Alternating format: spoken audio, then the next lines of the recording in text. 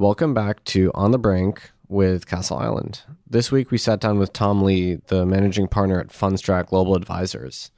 Tom is one of the best known individuals in the crypto industry, and he's frequently seen on CNBC talking about Bitcoin and other things. Fundstrat doesn't just cover crypto. They're an independent research firm covering a great number of themes for Wall Street clients, including macro, portfolio strategy, policy analysis, and a bunch of other things. We were super lucky to get an hour with Tom. He's well known for appearing on TV, but he doesn't do a lot of podcasts. Luckily enough, he made an exception for us. In this episode, we got to hear from him on a bunch of topics. We talked about how he made his way from covering telecoms to running Fundstrat, and relatedly, whether some of the network-defined valuation models in telecoms map over to crypto at all. So we got his thoughts on a couple of popular models people use to think about Bitcoin, including the famous Metcalfe model and the stock-to-flow model as well. We talk about how he deals with getting flack for being such a public commentator on such a volatile market, and how he thinks about the tension between the cypherpunk origins of Bitcoin and the movement to incorporate it into the financial industry. Tom is a really original thinker, and he frequently departs from conventional wisdom. So we pressed him on some of his controversial views, including why he thinks that Bitcoin is likely to remain retail dominated in the near term, why speculation is a totally valid use case for Bitcoin, and why he remains bullish on the S&P 500, and why he thinks Bitcoin is likely to be correlated with the U.S. equity in the future. This was a fascinating conversation. Tom is a very original and broad thinker. We learned a lot, and I think you will as well. Brought down by bad mortgage investments, Lehman, which has 25,000 employees, will be liquidated. The federal government loans American International Group, AIG, $85 billion. This is a different kind of market, and the Fed is asleep. The federal government is stepping in to stabilize Fannie Mae and Freddie Mac, the two mortgage giants that have been threatened by the housing crisis. The Bank of England has pumped £75 billion more into Britain's ailing economy with a new round of quantitative easing. You print a couple $1 trillion, and all of a sudden, people start to worry. So out of this worry, we have something called the Bitcoin. So we're sitting here in the offices of Fundstrat in New York with Tom Lee. Tom, thanks so much for being on the podcast. Yeah, good to sit down with you guys. We also have Matt here. Thank you, Nick. So, Tom, you're one of the best known, Bitcoin bulls or Bitcoin commentators, and you have this unique role. You sort of bridge the traditional asset management world and the crazy world of crypto finance. Probably you actually sort of uniquely occupy a spot in this. But so I guess a lot of crypto people don't know about your kind of professional history prior to Fundstrat. So we were curious to hear about what you did before Fundstrat and your emergence on Wall Street. Well, yeah, glad to share. I've been in research since 1993, so it's now 27 years, which is a full generation, when you think about it demographically. And I got my start at Kidder Peabody, which wasn't, one of those white shoe original investment banking firms, and was in the equity research department doing wireless. And it was kind of a cool industry at the time because wireless was sort of a subcategory of telecom services. Telecoms today is very different than when it was in 1993. In 1993, telecom was somewhat exciting because it was an industry that was a monopoly, but because of a consent decree in 1984, was forced to divest. So telecom suddenly went from being just AT&T to a bunch of these regional bells. And one of the new areas that these telecom guys were looking at was wireless. They were given licenses from the FCC, and then another set of people were given a competing license. So it was called a duopoly structure. And at the time, me being young, I was kind of interested in something that was kind of growing and exciting. So I was excited to be part of wireless research. There were only 34 million cellular phone users back then. Today, there's 4.5 billion. So that's kind of like the number of Bitcoiners there are. Yes, that's right. 35 million, maybe a little bit more. Yeah, exactly. I think it's a great analogy because I think when you think about how it's going to scale, Visa, MasterCard's 4.5 billion users. So I think Bitcoin over time should have the same penetration. So yes, so the growth profile looks exactly the same. And I think my lessons, because I did that for almost 17 years covering wireless. And I was very fortunate. I think a lot of success in life is luck, because I happen to have really been involved with an industry that grew. But I think I also was lucky because I had the advantage of being young. Being young, covering wireless, to me was exciting, and I could see how useful it was for young people. But in the investment business, people tend to like the incumbents. Incumbents have a lot of advantages. So telecom's thesis for many people was, oh, cellular is this gimmicky technology for yuppies. It's eventually going to be free because the landline companies want to protect long distance and local exchange. Whereas the thesis we had back then was, wireless is transformational, it's productive, and it was a tough thesis to share because wireless companies were borrowing tons of money, losing money. The strategist had once commented that they should not even be public companies because they were chronic money losers. But fast forward 30 years, wireless is now bigger than landline. It's surpassed everything. Those are like some of the critiques leveled at the big tech companies today, that they are just cash-burning machines. Yes, that's right. I think what people take for granted is that they'll look at a snapshot of anything today, like they'll look at the landscape of finance today, and assume the giants stay giants, and all the new entrants are just fighting for crumbs. And, the real opportunity is with the right set of circumstances and luck, some new entrant becomes the next generation's incumbent. Right. So when you started to talk about Bitcoin, what was it that initially drew you into this industry? You were one of the first people from quote-unquote traditional Wall Street that started to pay attention to this stuff. How did you decide to do that? Yeah, I would say we've had a mixed sort of path to really look at Bitcoin. I was strategist for JP Morgan, and I'd been at that firm since 1999. But in 2012, Bitcoin sort of came up there. And it was brought up by our FX team. And at the time, they thought there was potential. But the takeaway, from our sort of internal discussions was that Bitcoin was being used for fraudulent purposes, and it had no intrinsic value. So for me as a strategist then, I didn't have much interest because, one, my purview was really large cap equities, not cryptocurrencies. But fast forward, Fundstrat, we just celebrated our 5th anniversary this year. So congrats. Yeah. So, how they say 95% of restaurants fail after 5 years. So we're the lucky 5%. You're past that. But a couple years ago, my team and I were like, well, this thing that people talked about, Bitcoin, is still around. And it was in 2017. And it was doing quite well. So we're like, look, let's just revisit the thesis around this thing because, I understand growth stocks and generational shifts and how technology favors new entrants. So we just wanted to see whether Bitcoin made sense. And so we kind of went back and realized, look, if someone just made a simple thesis around Bitcoin as a digital version of gold, and that was our original report, Bitcoin had a lot of potential. So that was the start. And I think, it's been met with, I would say, mixed reviews from our traditional clients. Some think you're crazy for covering it? Yeah, I would say most initially thought it was insane.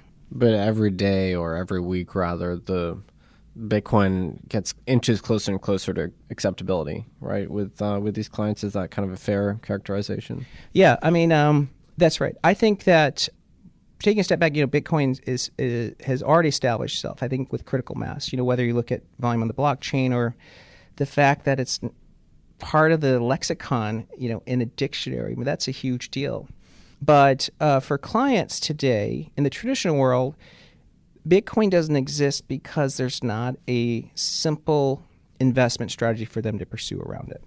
Yeah, that's been something that's hamstrung us for a long time and probably isn't going to change anytime soon, right?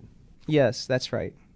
It's an opportunity because, as you know, if people believe in the growth profile and network effects, then what's really holding large-scale institutional allocation is the sheer lack of size of crypto today, and that's an opportunity for anybody who's early. So, Tom, your career trajectory is so interesting because you came from telecoms, and now Fundstrat does a lot of macro stuff, and then Bitcoin, people often try and value it based on, the network, the nature of the network as kind of a network-based asset. The Metcalfe's law is very popular. looking at some proxy for the nodes in the network and trying to back out a valuation. Have you used any of the models or the insights from thinking about telecoms companies in the context of Bitcoin, or does it demand an entirely different discipline? It's a great question. I think one thing people have to keep in mind is valuation frameworks for investments have changed dramatically in the last 25 years. So to give you an idea, like in 1993, and I freshly out of Wharton, at the time, 92% of companies that were going public made money. So it was unheard of. This is data from the University of Southern Florida. Like, it's unheard of for companies to go public that don't make money. Today, over 90% of IPOs are actually unprofitable businesses. In the early 90s, it was unheard of for central banks to own equities. Today, multiple dozens of central banks own equities, and in some countries, they own a large percentage of the float. Japan, for instance? Yes, exactly. I mean, the stock market in Japan is largely, owned by the BOJ. And, like things like credit default swaps, which back then were being introduced, was really it was essentially a speculative tool on a default risk. It was all done in spreadsheets. Today, CDS at one point was larger than cash bonds. So frameworks change, and I'd say in the early 90s, one thing that people absolutely did not accept back then was subscription-based models. So, like today, every unicorn, every growth stock is a subscription model.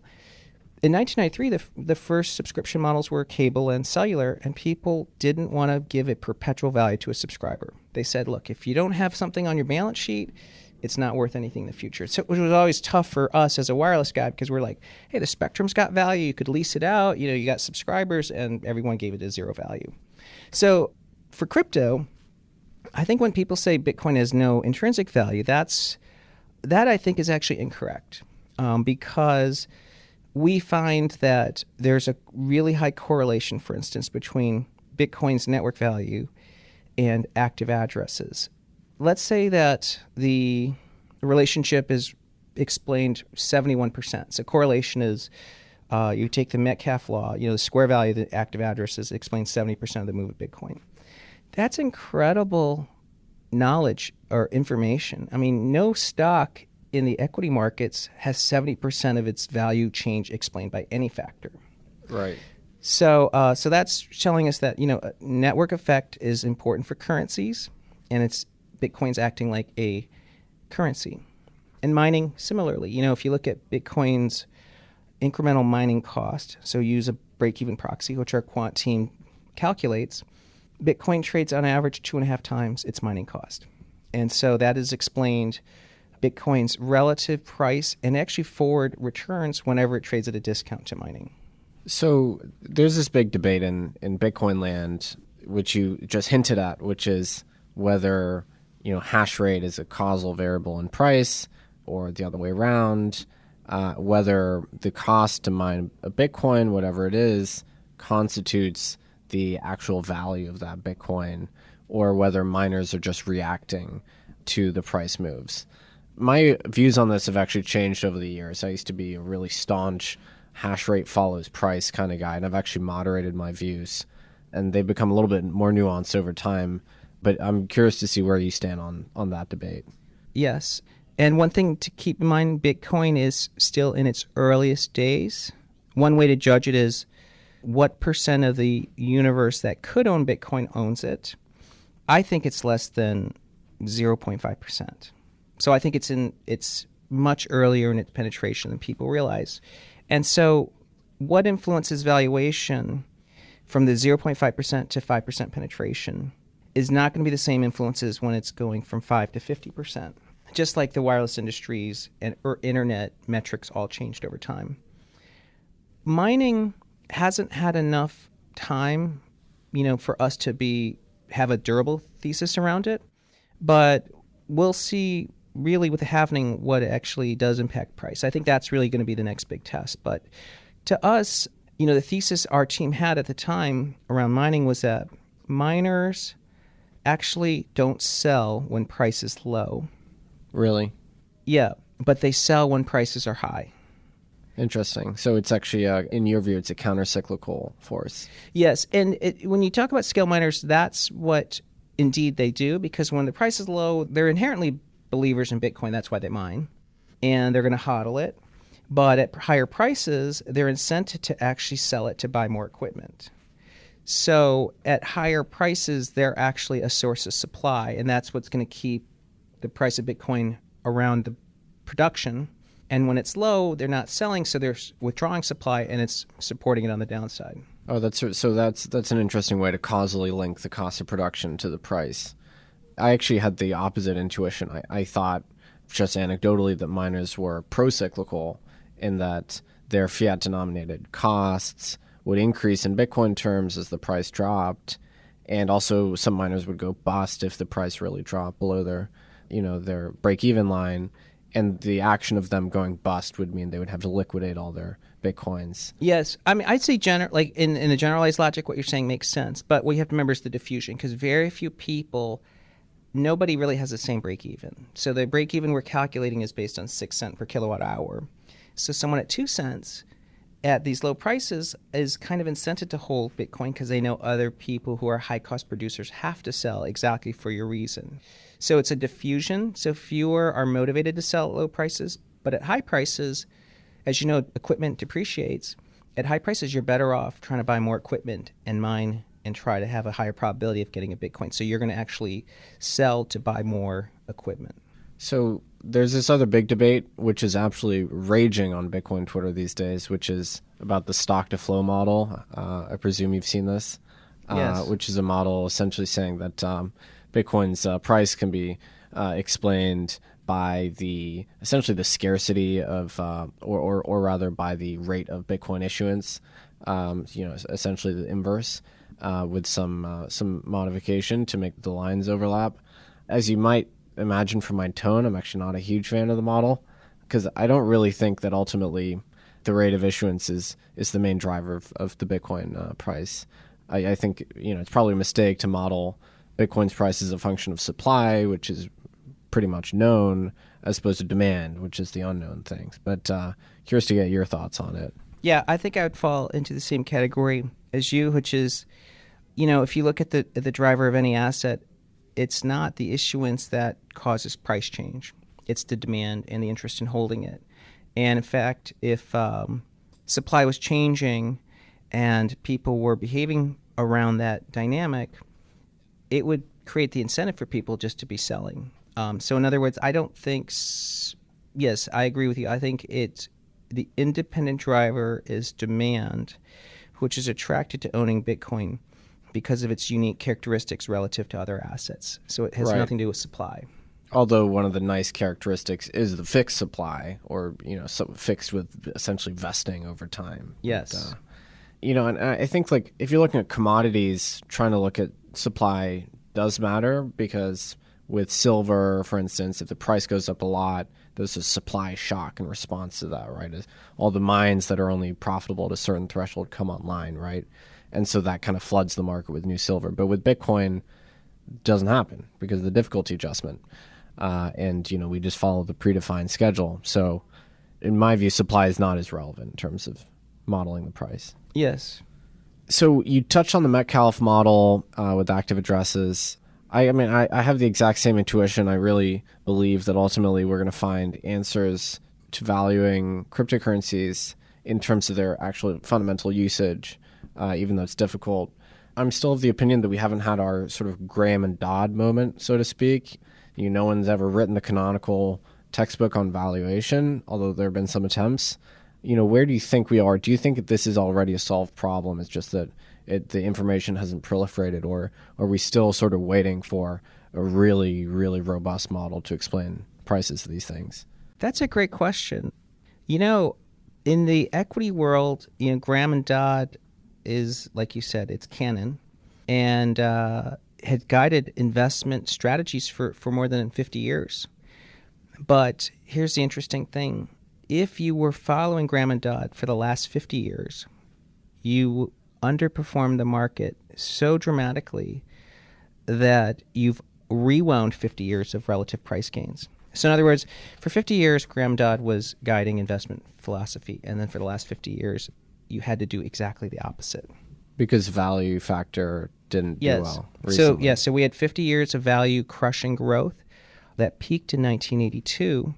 From 1982 to now, so it's 35 years, growth has absolutely destroyed value. So it's interesting that even though intuition tells me Graham Dodd makes infinite sense as an investment strategy, it's been negative alpha last 35 years. So that would sort of imply that you just have to be nimble and realize what kind of market environment you're in and what your fellow investors are thinking. Yeah, I think it's actually, so I'm going to kind of backwards answer this. So one of the things I learned in covering markets for 27 years, and I've covered wireless. I was involved with internet in the earliest days because wireless and internet essentially were twins and cousins.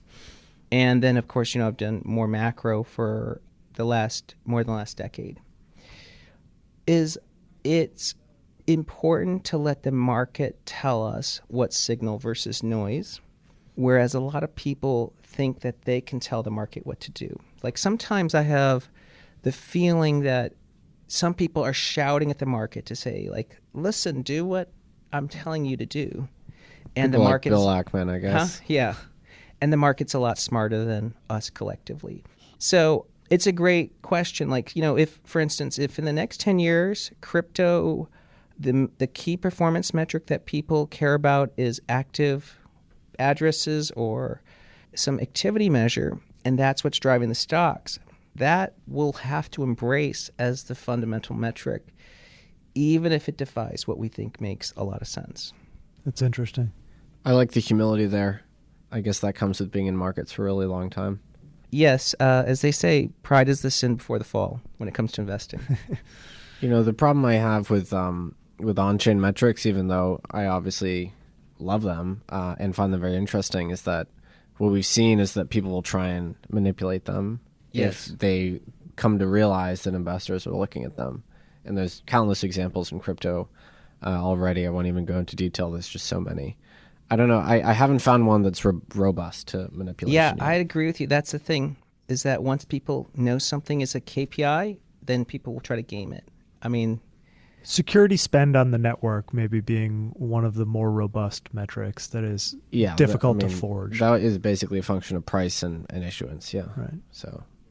So switching gears maybe a little bit, Tom. So you've been around the emergent. You mentioned CDS, which I think is a really interesting comparable. We're always trying to look at other markets from a market infrastructure standpoint and trying to figure out what crypto assets look like. And so CDS comes to mind as an asset class that emerged.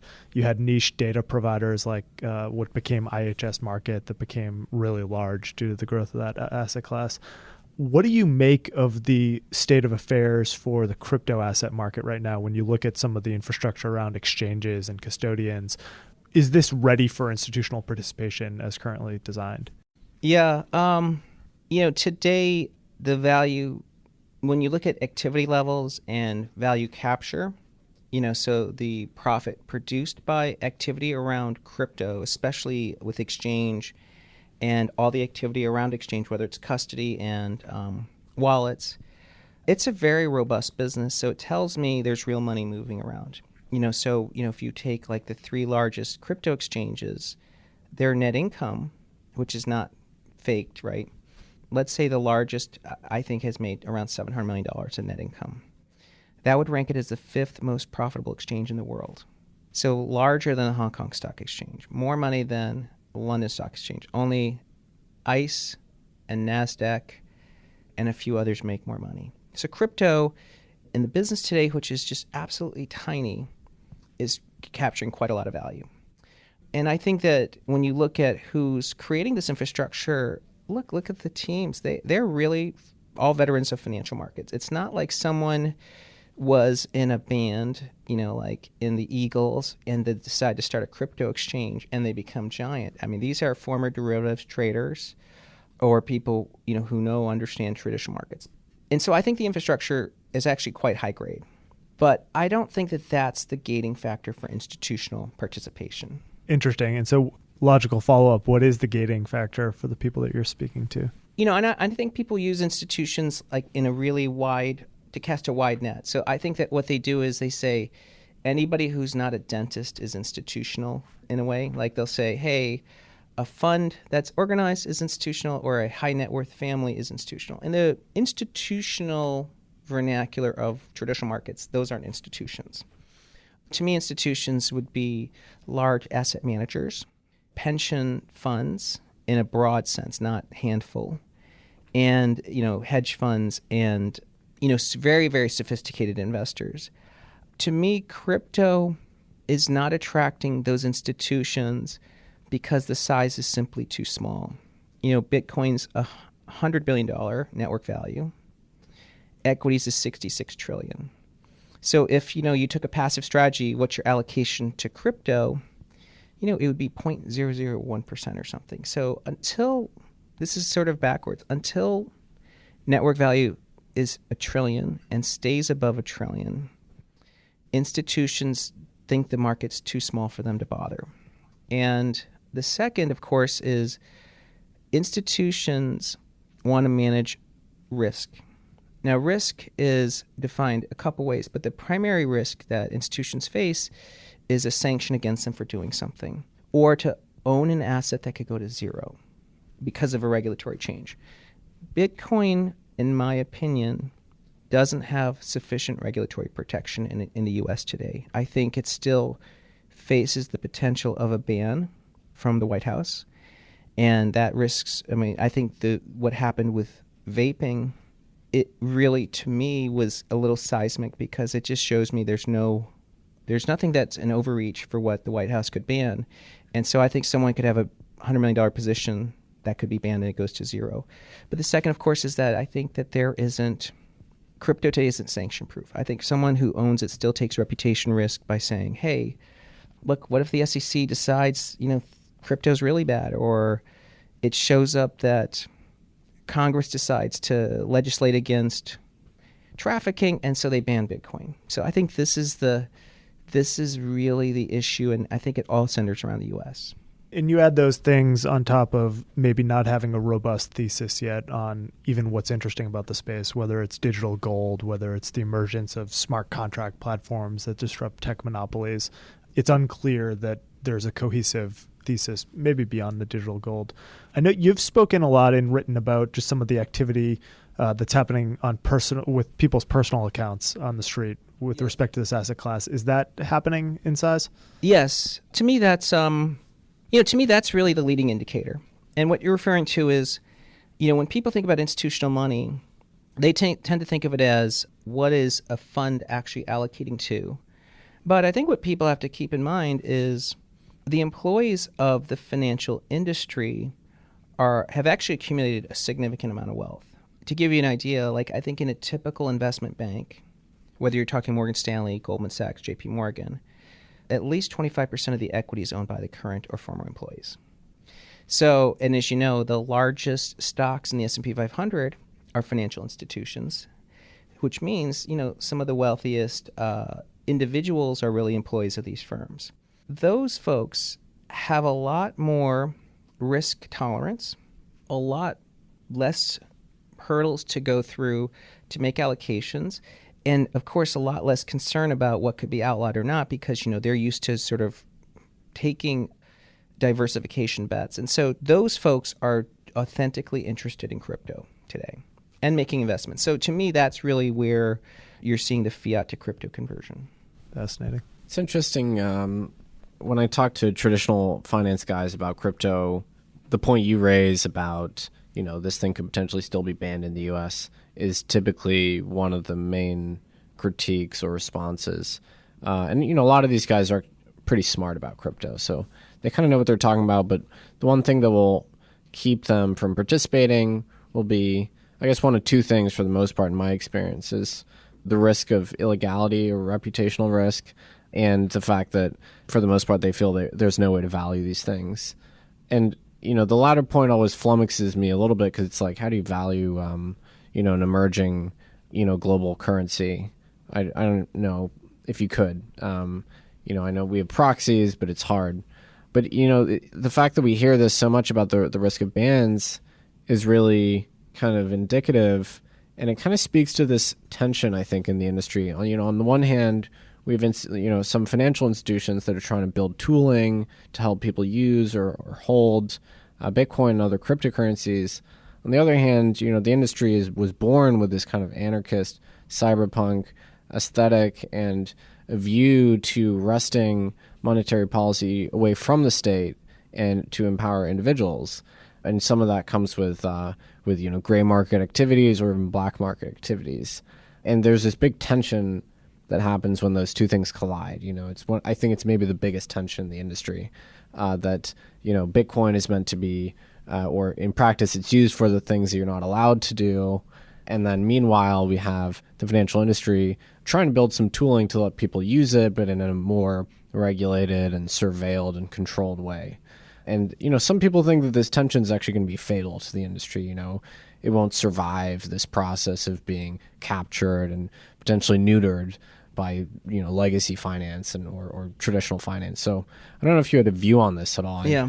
It's kind of a difficult tension, in my opinion. Yeah. It's the challenge with what you observed, and I think I agree. I think that's hotly discussed and debated, and in some ways, part of this the tribalism and clashes that you see even within crypto.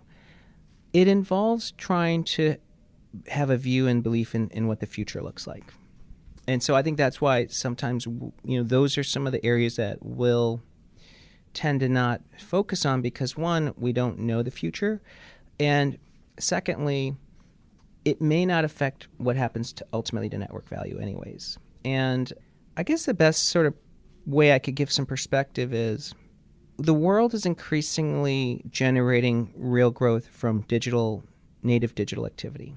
So if you think about 50 years ago, 100 years ago to today, the proportion of economic growth and value capture that's associated with purely digital has really changed.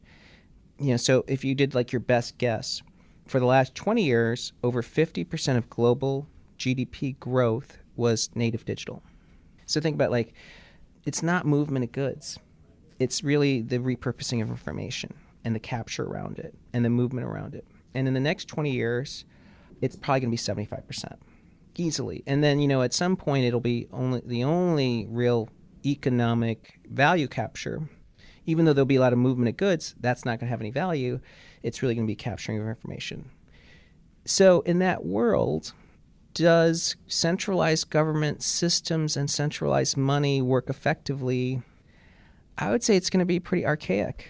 Why should a price of a good have a regional price when it's just the movement of information?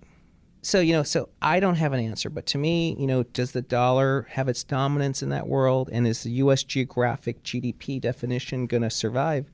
Maybe not, And so in that world, all those who originally thought Bitcoin was designed for a purpose, it's actually going to be the central thesis. Well, I don't think that's a pitch for Bitcoin I've ever heard before, actually.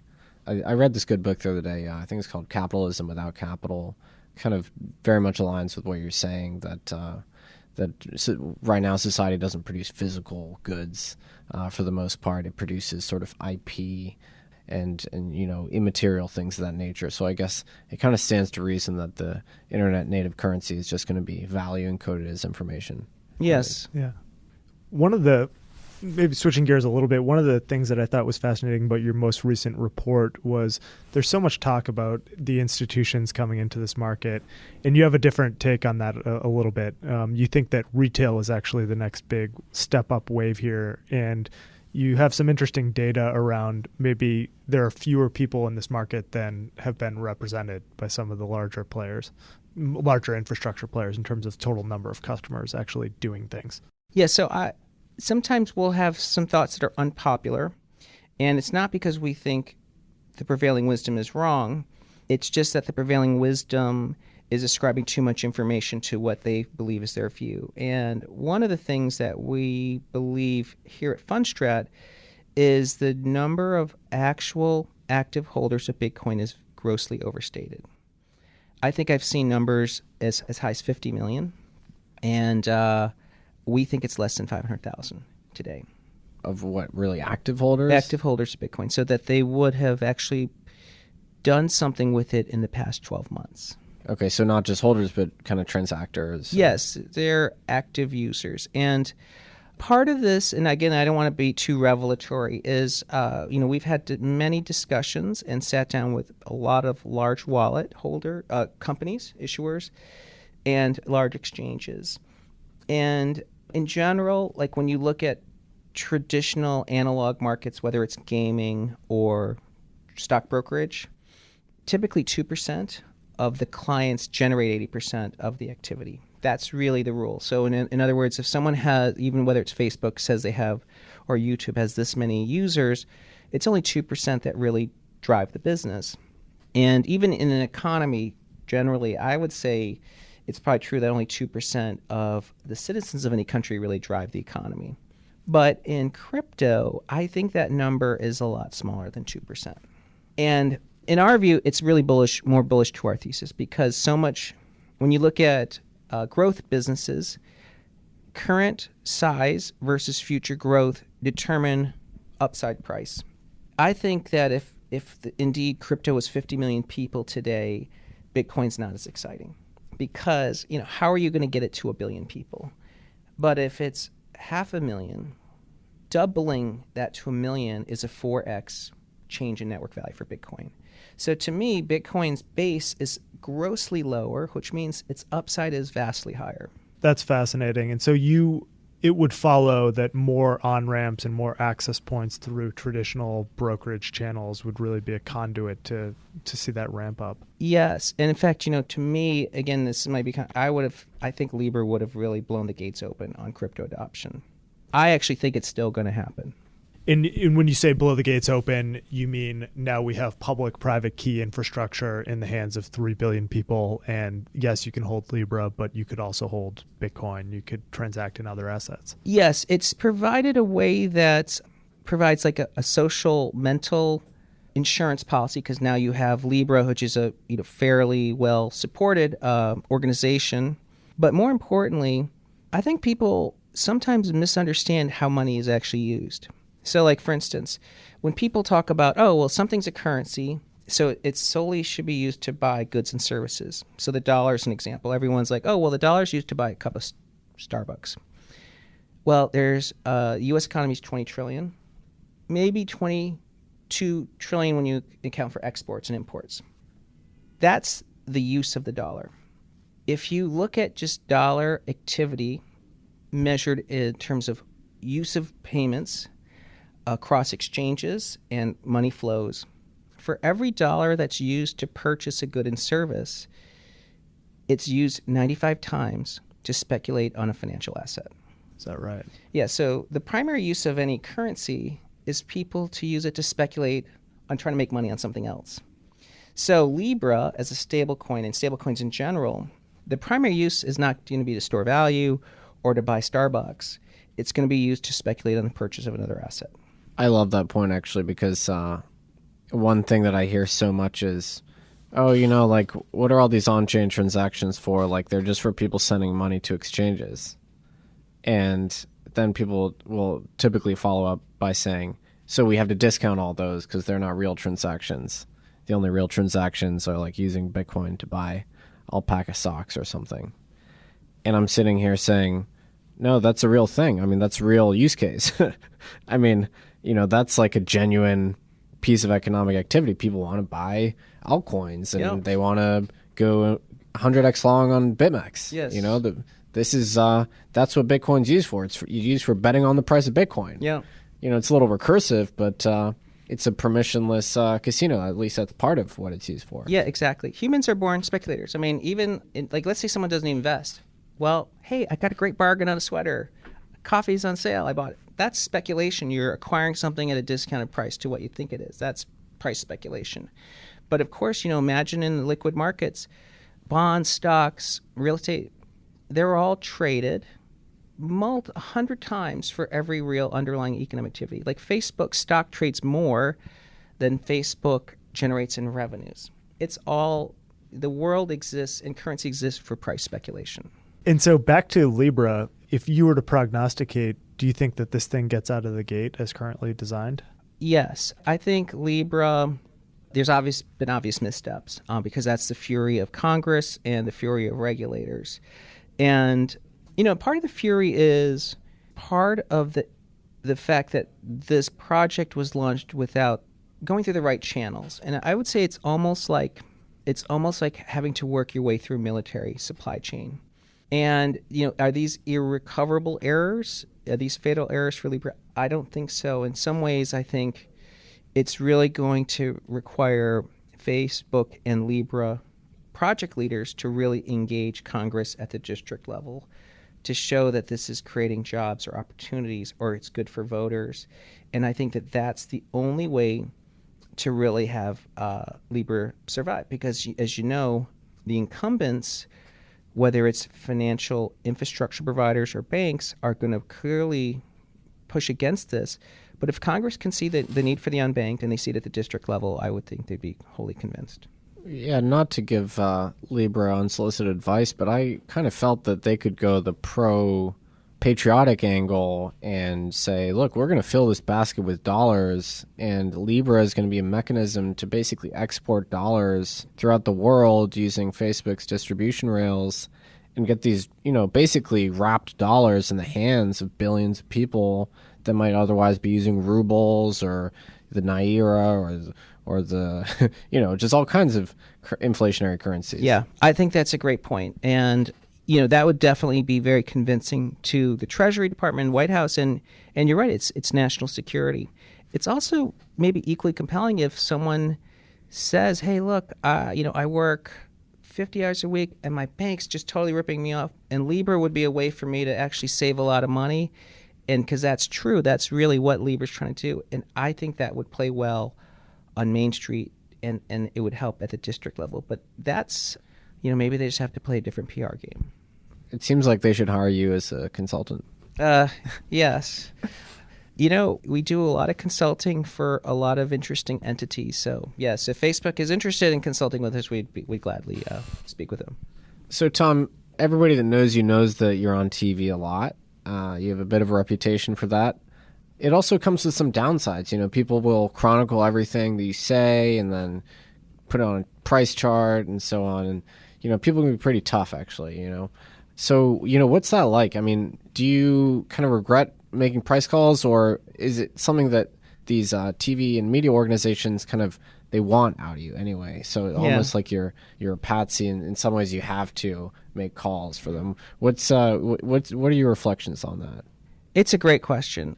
Our objective when we do media is really not to serve our clients because, our clients, Fundstrat has 150 institutional clients in 16 countries, and we communicate with them daily in essentially a closed system. And so they have really access to our nuanced views on a continuous basis. To me, media, is really I'm interested in trying to help, the general public have a better understanding of how markets behave and provide them some insights from what I see in the institutional world, but to share it in a way that's understandable. But as you point out, the drawback is I might only be on media once or twice a month, and I might say something that in the course of 9 months or a year, things have turned. And the downside, of course, is someone's like, oh, gotcha. See, Tom Lee said this would happen, but then, of course, a meteor hit the Empire State Building and King Kong came back. I mean, what the heck? This guy's a turkey. Thus proving him wrong. Yes. Right? Yeah. And that's the reality of being an advisor, is that our clients continuously see us be incorrect in what we believe is our best judgment of the future. I mean, being correct 50% of the time, it's tough. I mean, I don't think anyone's correct 100% of the time. And I think the problem in Twitter is everyone thinks you have to be right 100% of the time. And, the number of people that have done it are the ones who've never said anything. But what's really important in our view is that when we're correct, that the amplitude or the benefit of being right offsets the problems for being wrong. So that's only, that's how we measure ourselves. But again, we're using media really to try to help generally educate people. Right. That's what I was going to say. Traders often fixate on like a win ratio where it's like what percentage of trades did they win versus lose. But as you point out, what really matters is you pile into your high conviction trades. So the ones that you're right on, you're right in a big way. Yes. And time is probably the biggest friend of anyone who's going to be an investor. So for instance, if someone could live to 100 years and they were investing since 1930, the Dow would have beat almost everybody who tried to actively manage the stock market, because the stock market is one of the best compounders. And in fact, from a generation perspective, if everyone just bought internet stocks in 2000, didn't touch them, you'd be richer than everybody who did that could be launching their own rocket to space right now. And so, even if they would have a bunch of losers in there anyway. Yes, in fact, we have a study that we showed our clients that if you bought a basket of internet stocks, 97% went to zero. Okay, so you only had a 3% win rate picking stocks. You beat the S&P. And of course, as you know, the average stock picker is closer to 50. So if you got 50% right when you did your basket, you'd be, again, sending your own rockets to the moon. And yeah, so our message really is, over time, you got to be tilted long and then buy on the dips and then ignore the noise most of the time, including us. We're, whatever we say is going to be noise because I don't know the future. Yeah, that's the interesting thing about, particularly the equity market. There's lots of people that are perma bears, but you're pretty much guaranteeing that you're going to lose long term if you're a perma bear, because growth exists, right? And typically markets go up over the very long term. Right? Yes, and I've learned that when someone wants advice, they actually want critical advice. They want a skeptic to say, everybody's a moron and, everyone's wrong. So someone who might say, look, an optimistic message is not generally well received by someone who's looking for critical advice. And so you're right, perma bears and bearish people tend to be lauded as smarter, but I think keeping it simple and understanding that network value is a driver. Network value is independent of what happens day to day in Bitcoin's price. So, Tom, you had a pretty famous, actually, S&P 500 call, or you just made a positive call on the market index a few months ago, and to the best of my knowledge, it played out kind of the way you expected. And a lot of people were saying, a lot of Bitcoiners are bearish on the stock market and vice versa. So I guess you're kind of an exception. I'd love to hear just your thinking on why you had such a sunny view on the index, and then subsequently why it was basically proven right. Yeah, it's 2019's been an interesting year because, first of all, if you look at year-to-date returns for the S&P 500, and that that's the equity market for the U.S., the S&P is actually on track to have its best year since 1998. So the best year in 22 years, even better than 2009. And what's interesting, at the start of this year, we told our clients that even though people thought we were on the precipice of a collapse, that 2009 would be the best analogy for this year. So our sort of working thesis this year is that this is the start of a new bull market.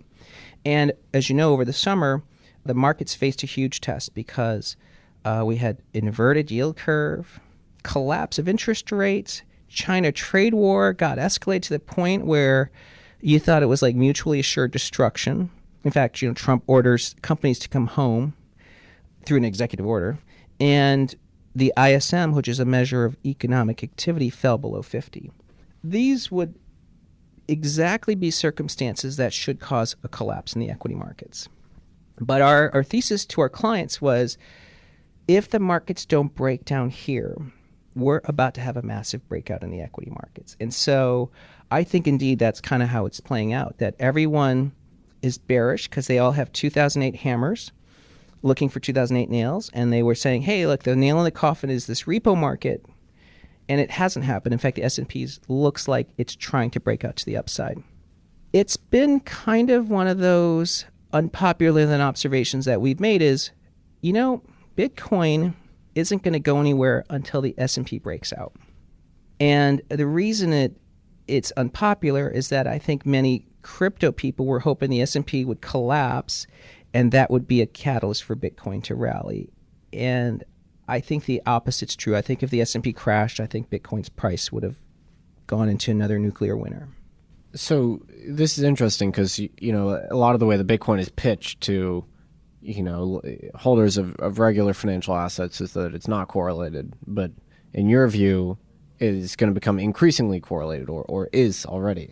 Yeah, so, and maybe as just a little bit of backdrop, our general thesis in the equity market is that this stock market, bull market, will last at least 10 years. And so what we're seeing this year is the consolidation before what I think is a massive breakout in the equity markets, taking the S&P, to maybe 19,000 from 3,000 today. So massive, massive run coming in equities. In that world, you actually want Bitcoin to be positively correlated, because if it's negatively correlated, Bitcoin's going to zero. But the reason I think it's correlated is because our working view is that Bitcoin is only held by 500,000 people. And if you want to say, okay, well, where will the next 500,000 come from? I think it's going to be people who say, look, I made a lot of money in stocks. I got a little house money to play with. I'll buy it through Coinbase. And so I think retail is the incremental buyer of crypto, and they're not being driven to it because they hate banks. They're being driven to it because they think it's a really neat technology that's quite useful, and they believe it can go up. So it's someone who is essentially positively correlated to the S&P. And your extremely positive view on the S&P, is that a function of your assessment of the monetary policy wins here, or something else? Yeah, so our equity view it's really grounded on a lot of we do a lot of cycle work and demographic work at Fundstrat. I mean, in fact, that's really helped us with our consulting business because we have a lot of good demographic data. But I think what people don't appreciate is how important a generation is to market movements. And so the millennial globally is about 2.4 billion people, but in the U.S. it's the single most important cohort. And they're now entering a period where they're going to be using credit expansion to buy a house, car. But this movement of millennials, and we have a lot of data on this, is equivalent to how boomers created a credit impulse from 1970 to 1999. So we're talking like a multi-decade period where demand for credit's going to expand, which is reflationary, drives real growth, makes the U.S. the center of economic activity. So what was the past 20 years, a focus on China and EM, I think it's reorienting back to the U.S. That's massively bullish for U.S. equities. But this same generation is a digital generation that doesn't trust banks. In fact, the biggest change of this generation versus the last generation, which is my generation, Gen X, is the distrust of the banking system because of the massive foreclosures from the financial crisis. And in general, a much savvier generation who realizes banks charge a lot of money. So they're natural buyers of Bitcoin. And again, I think the penetration of millennials is really small today for crypto. So Tom, wrapping up here, some closing thoughts. What are you the most optimistic and excited about in the crypto asset market over the next couple of years? I think what I'm most excited about in the next 5 to 10 years is that a lot of great ideas and a lot of great projects that we had no idea were useful and necessary are the ones that are going to be winners.